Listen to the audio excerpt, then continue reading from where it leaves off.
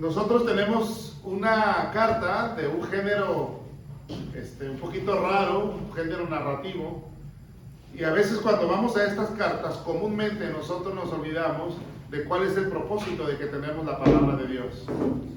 La razón por la que tenemos la palabra de Dios no es para identificar personajes, no es para que nos asombremos de personas. Simplemente las personas son parte de la historia para que el hombre la entienda. Por ejemplo, quítale a Moisés a Dios detrás de él, o al poder de Dios detrás de Moisés, y dale la vara junto al mar, ¿y qué tienes? Tienes a un hombre con un palito de madera que probablemente hubiera muerto ahogado o asesinado por los egipcios. Y así haz una lista de todos los personajes, y el predicador, en su mayoría, o el oyente, va a cartas como estas e intenta entender cosas que son aplicaciones personales, y se pierde el sentido de lo que es realmente algo así. Nosotros tenemos la palabra de Dios para conocer quién es Dios, cuál es su forma en la que se presenta al hombre, cómo se revela, quién es el Espíritu Santo, quién es Cristo. Y nosotros tenemos aquí un principio universal, único, trascendental, histórico de las misiones. Si nosotros entendemos este único principio, porque mi sermón tiene un único punto, que lo voy a desarrollar en algún tiempo, pero si usted comprende como yo, el principio universal aquí, usted, si de aquí en adelante usted no quiere servir a Dios en las misiones, en su propia vida, en usted mismo, en entrega al Señor, yo no tengo nada más que decirle, es imposible, nadie puede transformarle nunca más en toda la vida si no vemos esto, ¿ok? Lo que vamos a hacer es que nosotros tenemos tres personajes primarios en esta carta y un personaje oculto. Pero vamos a definir los personajes, sí, vamos a definirlos, vamos a ver quiénes son, y luego vamos a ver cómo aparece Cristo aquí, su obra redentora, y cómo aparecemos nosotros aquí. Bueno, lo primero que tenemos que ver es que esta carta es un grupito de tres cartas que vienen con un hombre llamado Onésimo Epafras, regresan de Roma y traen la carta a los Colosenses, traen la carta a Filemón y traen una carta no inspirada a la Odisea. Es un grupito es un trío de cartas que regresa, pero esta carta en particular es muy personal, es muy personal. Quiero que lo observe. Primer personaje, vamos a ver al destinatario de la carta. Ahí está en el versículo 1, al hermano que se llama Filemón. ¿Sí?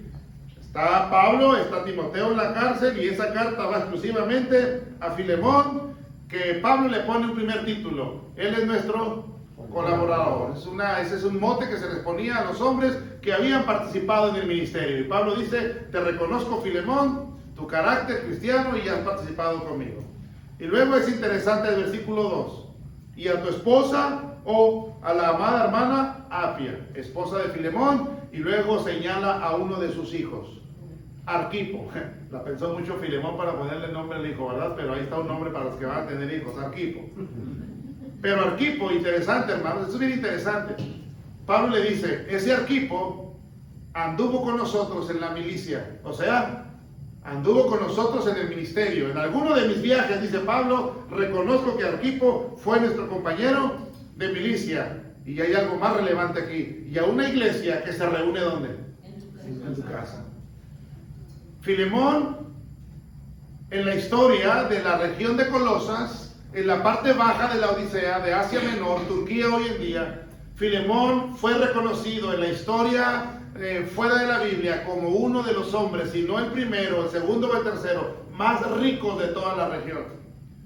Era un hombre tan poderoso económicamente que nosotros podíamos pensar de él que Filemón era un hombre pedante o arrogante o soberbio, o tal vez no tan dado a las cosas de Dios. Pero inmediatamente lo que hace Pablo es que nos pone un filtro para pensar de Filemón, y nos dice: Filemón es un hombre que ha servido con nosotros, su esposa es amada, porque es la amada hermana Apia, un mote muy importante para decir: reconocemos el carácter de tu esposa, y también tu hijo fue con nosotros, participante en la obra del ministerio. Nos habla del nivel espiritual que tenía Filemón de inicio. Eso es importante, hermanos, porque luego, versículo 3, Pablo dice, yo agradezco y doy gracias al Señor. Versículo 4, y siempre te recuerdo cuando oro, hago memoria de quién eres tú, de tu carácter, de tu vida. Y el versículo 5, ¿por qué oras por mí? Si preguntara Filemón a Pablo, ¿por qué oras por mí? Porque oigo que tú conservas un sentimiento y conservas una confianza, primero al Señor y luego, ¿a quién? A todos los santos. A todos los santos.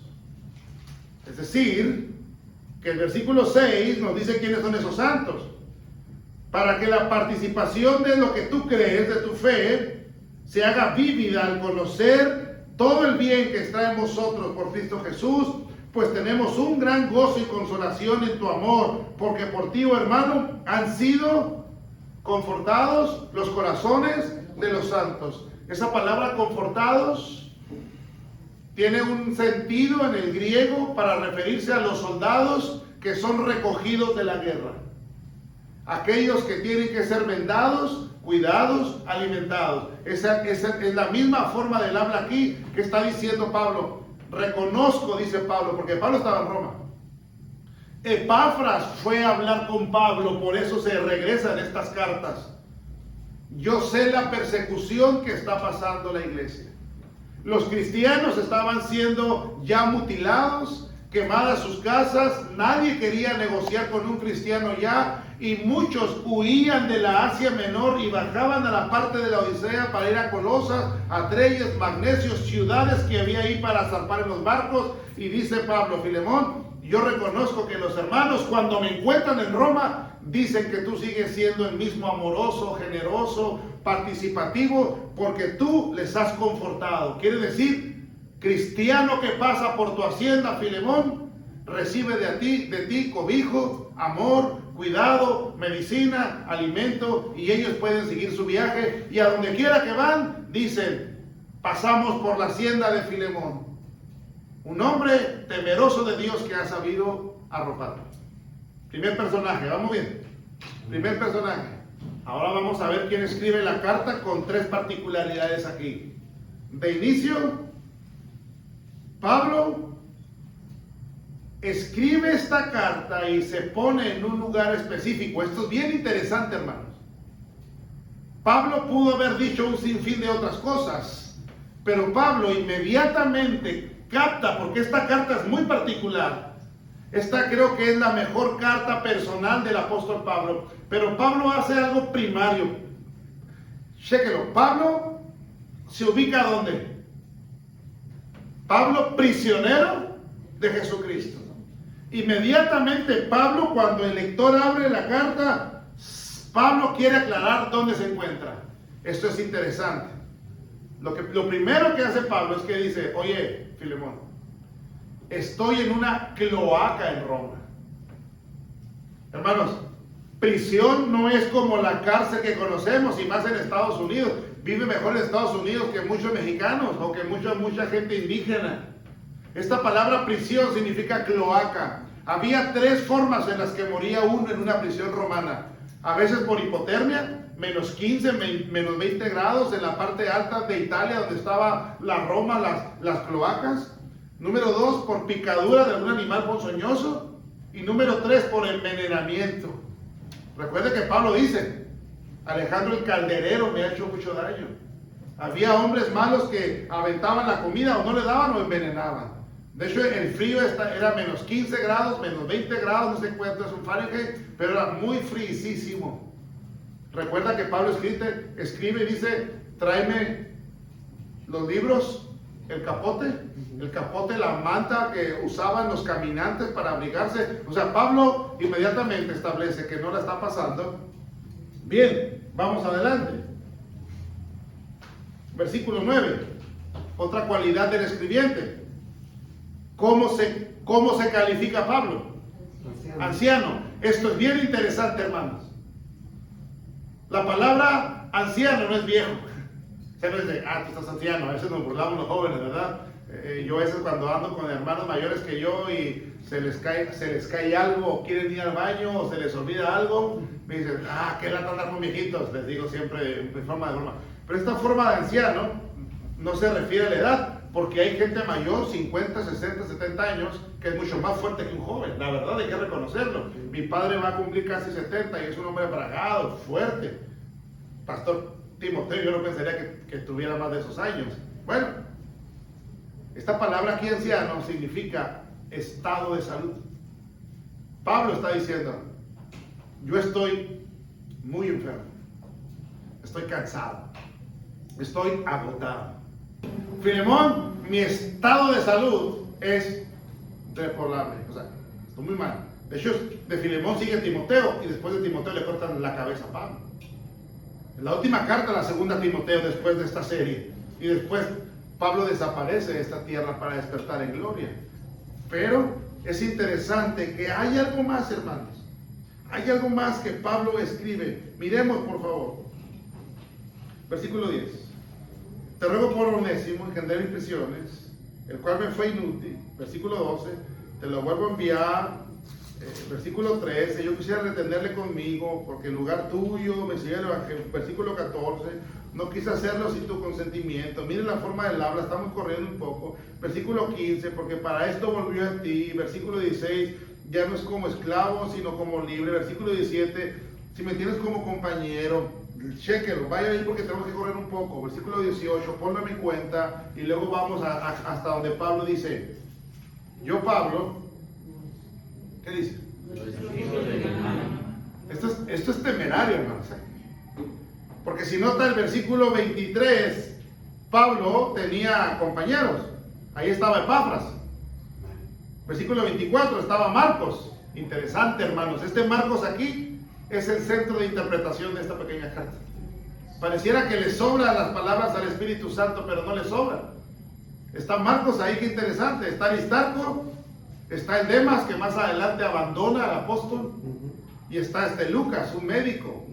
Además, Lucas había escrito todo el libro de los Hechos y había escrito todo el Evangelio de Lucas. Así que Pablo dice, aquí tengo mucha gente conmigo que bien puede escribir. Pero esta cartita que te estoy escribiendo, versículo 19, yo la he escrito con mi propia mano. Póngase en los zapatos de Filemón.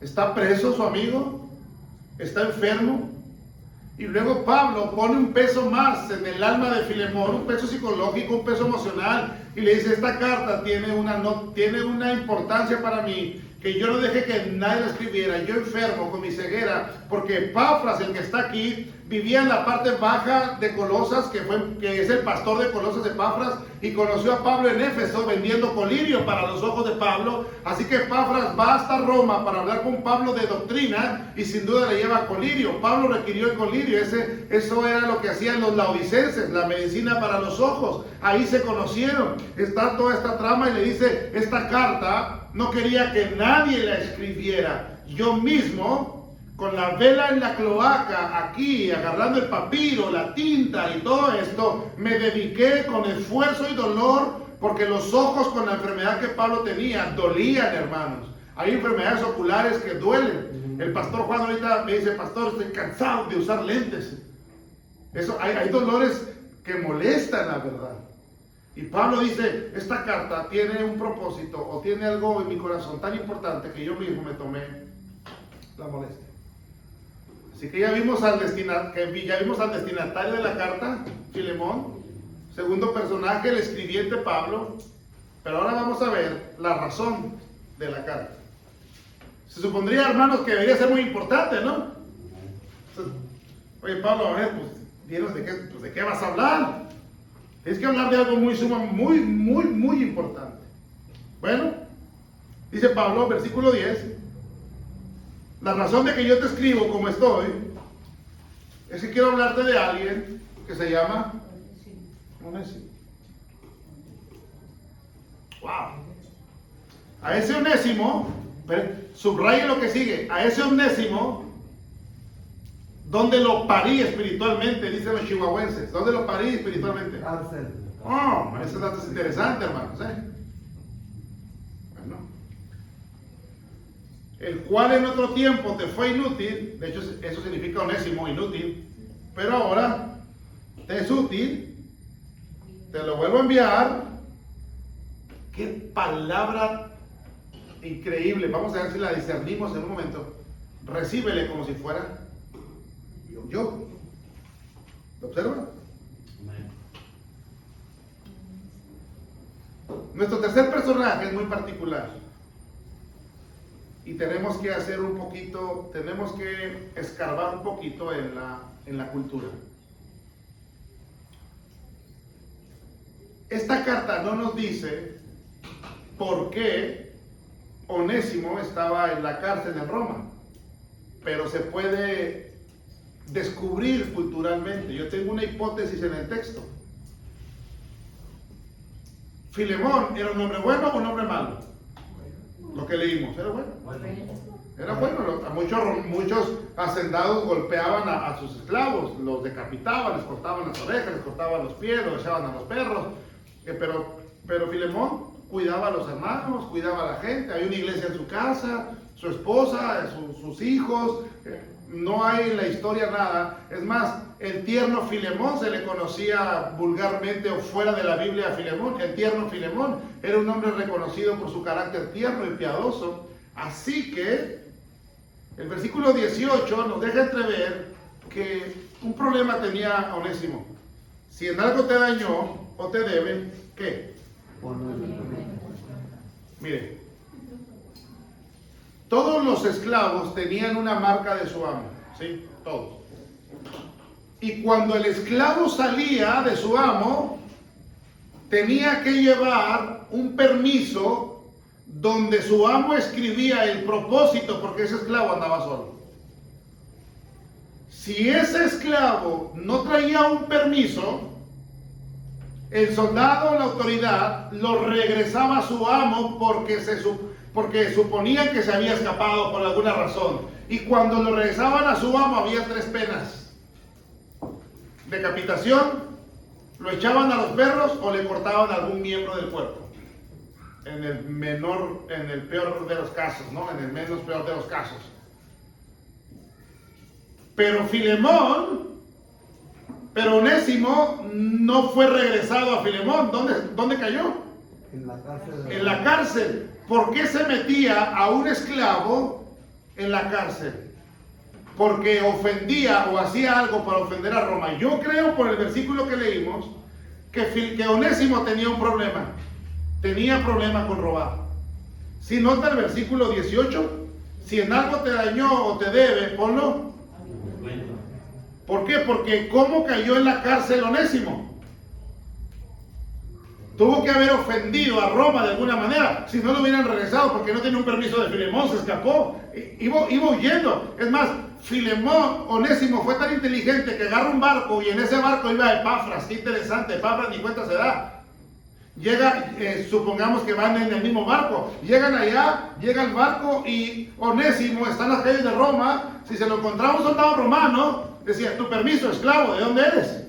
Y no traía permiso, o sea que lo iban a regresar o probablemente lo decapitaban ahí mismo, pero no, lo meten a la cárcel porque hizo algo para ofender al César o a Roma de alguna manera. Simplemente yo considero que Onésimo hizo lo que bien sabía hacer: seguir robando. Y lo agarraron robando para comer o hacer algo. Pero es interesante que el versículo 10, cuando cae en las prisiones, hay un término ahí: lo engendré en prisiones. Imagínense, está el anciano Pablo ahí, con frío, y de repente se abre la reja y avientan a un muchacho. Pablo en esta carta se manifiesta como un hombre tierno, aunque era bragado en su carácter, un hombre tierno. Y cuando cae ahí Filemón, probablemente se sacude el lodo porque eran húmedas las cloacas. Pablo está ahí, le pregunta, estamos suponiendo: ¿estás bien, muchacho? Sí, señor. Dice: ¿de dónde vienes?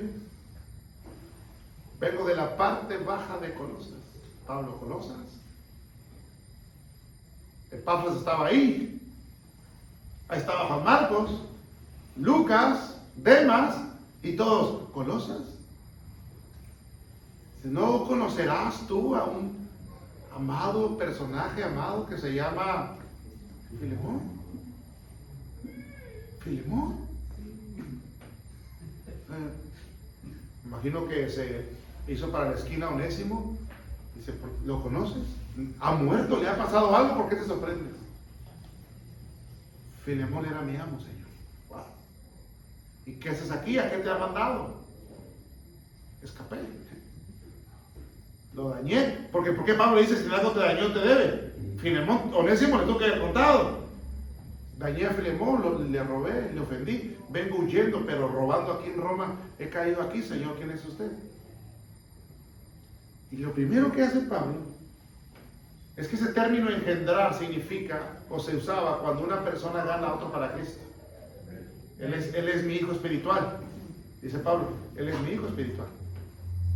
Lo primero que hace Pablo es que le habla de la persona con la que Onésimo está endeudado en verdad. Con Dios. Y solo Jesucristo puede saldar la deuda. Interesante, hermanos. O sea, qué interesante. Empápese conmigo. Qué interesante. Sí. Y luego, este Onésimo, ahora después de arrepentirse, habla con Pablo y Pablo le dice, tú estás obligado por salvación o por fe para volver a tu amo. En contra de la lógica, hermanos, en contra de todo. Dice, bueno, yo recibí a Cristo, me siento muy bonito y todo, pero tengo que volver a Filemón. ¿Qué le voy a decir? No creo que me corte la cabeza o un miembro, me lleve los perros, pero ¿qué voy a decir? Yo no puedo volver. Es como cuando uno dice, yo vine a Cristo y cuando estaba sin Cristo, estaba peleado con mi madre o con mi hermano o debía en la tienda, pero vine a Cristo y si ahora vino a Cristo, ahora se tiene que ir a arreglar lo que puede ahora en Cristo, hermanos. Es cuando dice, bueno, estoy en Cristo y yo no voy a pagar a mi cuñada, a mi vecina. No, ahora usted tiene que regresar y decir, no le pagaba porque era un pecador, era un malvado, pero ahora estoy en Cristo Jesús que me cambió y vengo a resarcir lo que hice mal. Amén. Así debe ser, hermanos. Esta es uno de los argumentos de la salvación aquí, que va increciendo esta parte tan hermosa de un Onésimo que está con un tierno Pablo que le habla de Cristo. Y ahora entonces, este Onésimo tiene que llevar una carta a su amo que frente a la ley tiene todas para matarlo. ¡Wow! Yo me acuerdo cuando estaba en la primaria que eran días de entregar calificaciones. Yo sabía que era bien burro, bien vago, y sabía que mi mamá me daba con una vara de encino. Y yo sabía cuando mi mamá hay junta para entregar calificaciones, yo ya sabía, se me hacía eterno que llegaba mi madre, yo sabía que llegando me asistíme al cuarto. Bueno, así me tocó esa crianza, ¿verdad? Sacaba 10, me pegaba, sacaba 5, me pegaba. Bueno, el chiste es que era que le gustaban los papás disciplinados con la vara. ¿Cómo regresaría? ¿Cómo iría Onésimo en el barco? ¿Por qué sé que Onésimo fue salvo? Porque se pudo haber bajado en una de las islas camino a Colosas. Pudo haber brincado una isla. Me imagino que cuando pegaba el sol en la mañana, supongamos que era un sobre, estaba Onésimo a trasluz a ver si era un cheque, ¿no? Para pagar la deuda que tenía, o qué dirá aquí, o qué. Se le hizo cortito el viaje. De ida era eterno, pero de venida se le hizo cortito el viaje para llegar. Imagínese la gente que vio a Onésimo llegar a la hacienda. Pues, está loco Onésimo. Cuando llegaba un esclavo o un soldado, no lo recibía el dueño, lo recibía un ujier, por decirlo de una manera. El esclavo ponía el mensajero, se hincaba, ponía el mensaje. Si era mensaje bueno, lo levantaban y le daban un cuarto. Si era malo, era el primero en perder la cabeza. Onésimo tuvo que llegar así, a entregar esa carta que Pablo le mandaba a Filemón, que Onésimo no sabía ni qué decía. Solo tenía que entregarla ahí. Mire cómo Mire cómo termina, hermanos, en el versículo 23. Los varones lean el 23, por favor, ¿qué dice? Te saludan Epafras, mi compañero de misiones por Cristo Jesús. Hermanas, ¿qué dice?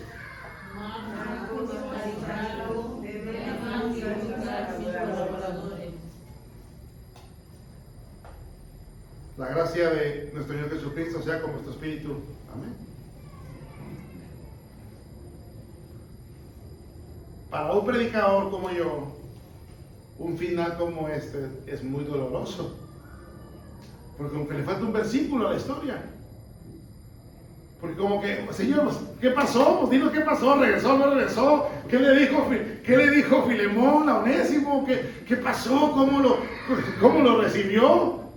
O sea, así termina la inspiración. Así termina la carta, hermano. Yo estaba escribiendo ese sermón hace 7 años más o menos. Estaba pensando en él, lo revisaba cada año hasta que cerré mi Biblia. Estaba tan frustrado, decía, wow, qué tremenda historia aquí con un final pues no tan fuerte, yo quiero saber qué pasó. Bueno, mi padre de la Iglesia Bautista Macedonia Monterrey, ahora pastor en Tamalín, Veracruz.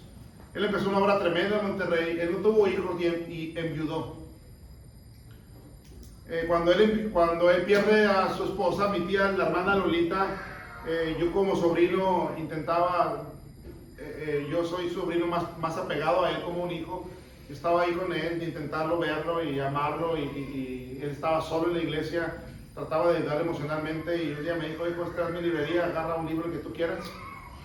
La verdad para mí no era ningún libro, me llamaba la atención, agarré uno por compromiso, un libro viejo, amarillento, sin propósito, me lo llevé a casa.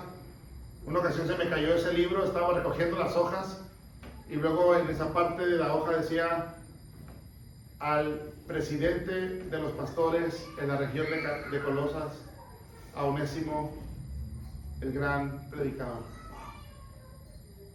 Yo estaba con ese trozo de esa hoja. E inmediatamente, hermanos, fui a Colosenses. Hagan esfuerzo, vamos a ver cómo está, qué acabo de decir.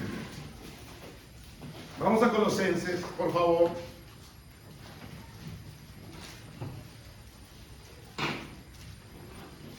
Capítulo 3.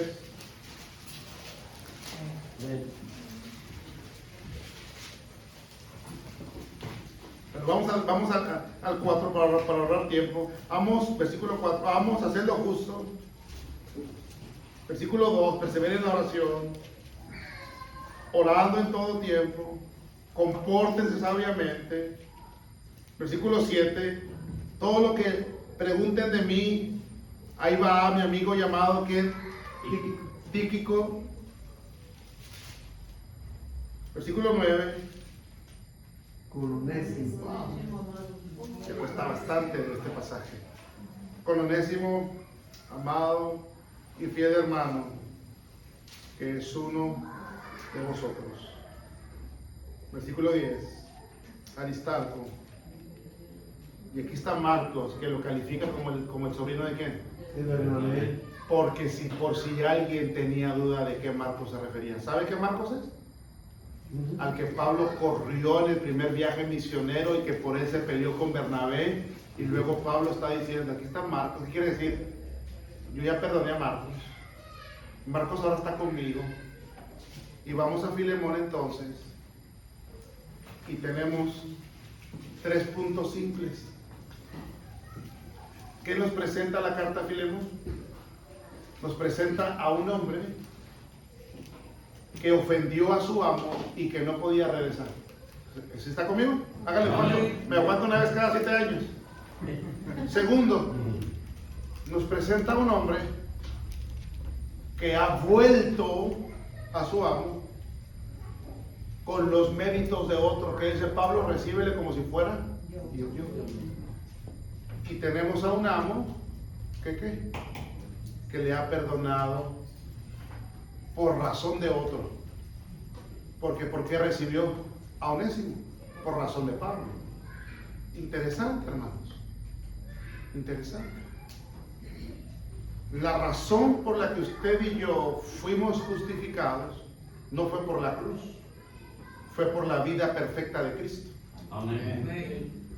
Porque cuando llegamos al tribunal eterno, Cristo vivió la vida perfecta y nosotros no.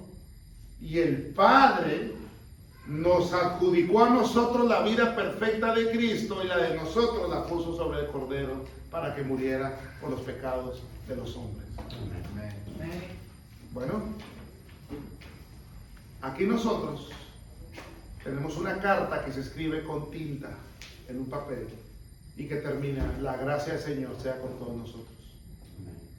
Hubo una carta que se escribió de nosotros, que empezó a escribirse en un pesebre en Efrata, en Belén de Judea, que tiene 3 años y medio de historia en un ministerio, pero no se escribió con tinta, se escribió con sangre en un madero. Y termina la carta diciendo: tetelestai, es consumado, es hecho está, hay salvación por los hombres a través de Cristo. Amén. Toda esta carta yo le explico con una simple ilustración, y luego yo quiero terminar con una aplicación. Si usted logra entender la aplicación de Filemón, usted puede encontrar el gozo de la felicidad en su vida cristiana y el servicio en toda área: evangelismo, tocar puertas, misiones, cualquier cosa. Mire, aquella mañana cumplía años Juanito, 5 años. 5 años no es relevante para nadie, pero su padre le dijo: a los 5 años te voy a llevar conmigo al trabajo. Eso era emocionante para Juanito. Juanito estaba temprano en la cocina, con su lonchera, su mochila. Su padre se levanta como que ocultando algo en la espalda, se hace como el que no lo ve, jajaja, buenos días, se va al trabajo y ve las lágrimas de Juanito. Y le digo: ¿qué tienes, papá? ¿No sabes qué día es hoy? Su papá saca una pelota detrás: hijo, es tu cumpleaños número 5, y lo abraza. Estaba jugándole una broma, le entrega su pelota de básquetbol, la abraza y dice: vamos al carro al trabajo. Va Juanito contento con su pelota, su lonchera, su mochila, va al carro. El trabajo del papá de Juanito era simple: tenía que bajar el puente levadizo cuando venía un camión y subirlo cuando venía un barco. Era todo lo que tenía que hacer, pero para Juanito era wow. Estaba el día recorriendo, Juanito con su pelota, jugando, su papá sentado en la cabina viendo a su hijo, y a lo lejos venía un autobús. Simple. Había que girar la maquinaria para bajar el puente. Se asoma para ver a Juanito y no estaba. Pensó que estaba sentado en la banqueta y empieza a girar la rueda. Dice: papá, detente. Su papá suelta el volante, ve el camión que viene, voltea a ver a su hijo pensando dónde estaba, si era su voz que había escuchado. Pensó que era el viento, sigue girando. Papá, me estás lastimando, detente. Él supo que su hijo estaba en problemas debajo de esa maquinaria. Se acercaba al autobús. Entonces el papá de Juanito apretó los dientes y las manos y empezó a girar. Papá, me estás aplastando, mis piernas, mi cuerpo empezó a girar, el llanto, el gemir, hasta que hubo silencio. Cuando pasa el autobús, baja su padre corriendo a buscar a su hijo, muerto ahí, apresado. Y en ese autobús estaban cambiando a los peores reos, violadores, asesinos, asaltantes, de una prisión a otra. Mire, el padre caminó cada segundo del sufrimiento de su hijo Cristo, desde el Getsemaní. El padre lo escuchó pedir agua, lo escuchó gemir en los azotes, lo escuchó gemir y lo vio desangrarse con la corona y caminar 3.5 kilómetros hasta el monte de la Calavera cargando 2 sacos de cemento, que es lo que pesa una cruz, 99 kilos. Vio cómo atravesaban sus manos y su costado y le gritó ahí: Elí, Elí, lama sabactani, porque en ese momento en Cristo estaba el pecado de todo hombre en Cristo. La Trinidad tuvo que separarse en comunión por unos instantes. El Padre y el Espíritu Santo tuvieron que girar porque en ese segundo el pecado de todos los hombres estaba en Cristo el Cordero y tenía que morir en ese momento. El punto más doloroso de la cruz. ¿Y saben por qué pasó? Por gente como nosotros. Inmerecedores de la gracia. Indignos de Jesucristo, indiferentes. Mire cómo es el cristianismo hoy, indiferente. Porque aún siendo pecadores, Cristo murió por nosotros. Amén. Bueno, ¿cómo cree que Onésimo le haya servido a Filemón después de haber sido perdonado? ¿Cómo cree? Fuerza, íntegro, con ánimo, feliz. Tal vez se encontraba a Filemón en la casa. Señor Filemón, le llamaron los tenis, le dimos los tenis. Filemón, ya dañé las vacas, ya guardé los chivos. ¿Qué más se le ofrece? Contento en respuesta al perdón. Y nosotros, que no podíamos venir al Padre porque le ofendimos por nuestro pecado, y que ahora pudimos volver a Él a través de los méritos de Cristo, y que nos perdonó el Padre por amor a su Hijo Cristo, ahora nos tienen que rogar para que le sirvamos al que nos perdonó. No puede ser, hermano. Nos tienen que rogar para que hagamos el aseo, para que toquemos puertas, para que demos para la obra misionera, para que traigamos nuestras ofrendas, nuestros diezmos. Nos tienen que pedir, nos tienen que rogar por todo, cuando debería ser voluntario en respuesta al perdón recibido por el Padre. Porque en esta historia no somos ni Pablo ni Filemón. Todos somos sus Onésimos. Amén. Amén. Amén. Padre, gracias porque me dejas participar en esta meditación con tu iglesia. Yo mismo, Señor, yo mismo tengo que recordarme cada día que soy un Onésimo, un hombre indigno que ofendió tu santidad, tu gloria, tu poder, y que solo alcancé perdón en el nombre de Cristo. Solo por Cristo fui perdonado. Padre, ayúdanos a responder a esa gracia. Ayúdanos a responder a esa gracia. Déjanos ahora servirte como se debe. No por obligación, imposición, ni por tristeza, ni con coraje, ni con cansancio. No, con gratitud porque hemos sido perdonados al punto en que nos esperas en tu presencia en el cielo para siempre. Bendice esta iglesia, Señor, latina, su pastor.